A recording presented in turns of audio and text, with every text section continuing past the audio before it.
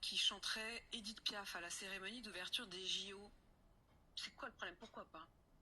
Bah pourquoi pas? Parce que c'est un choix politique et revendiqué comme tel. C'est toujours un choix politique. C'est-à-dire quand Mireille Mathieu chante. Non mais là, avec quel est le choix politique? Le choix politique, c'est de dire on veut représenter donc la France multiculturelle, on veut représenter, pardon, mais excusez-moi, la France qui ne chante pas français, parce que cette chanteuse, on aime ou on n'aime pas, mais elle ne chante pas en français.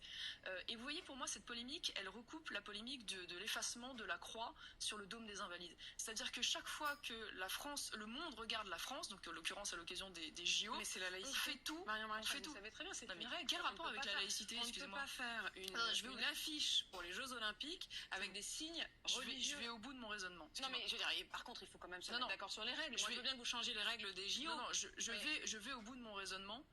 D'ailleurs, même des étrangers s'en sont offusqués, même des Italiens, d'ailleurs, se sont offusqués du fait qu'on ait effacé cette croix sur le dôme des Invalides. C'est toujours la même chose. Ça veut dire qu'en fait, chaque fois que le monde nous regarde, on donne l'impression qu'on n'assume pas ce qu'on est, qu'on n'assume pas d'être un pays aux racines chrétiennes, qu'on n'assume pas d'être un pays de culture européenne. Pardon, c'est parce qu'elle est noire? Non, pardon, madame, ça n'a rien à voir. Pardon, excusez-moi.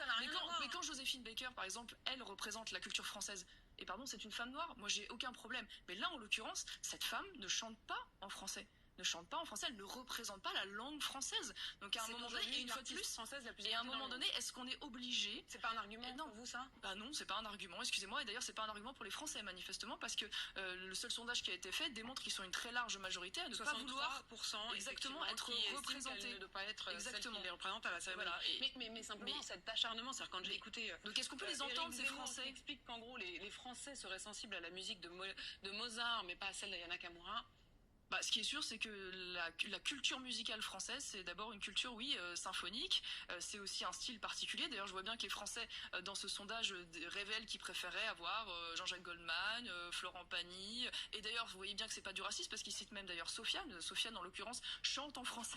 Donc, vous voyez bien que ça n'est pas ce sujet-là. Le sujet, c'est est-ce que ça représente la culture française? Est-ce que ça représente la langue française? Est-ce que ça représente l'élégance française? Et les Français ne se retrouvent pas là-dedans. Et ils se retrouvent d'autant moins qu'une fois de plus, ça n'est pas un choix anodin.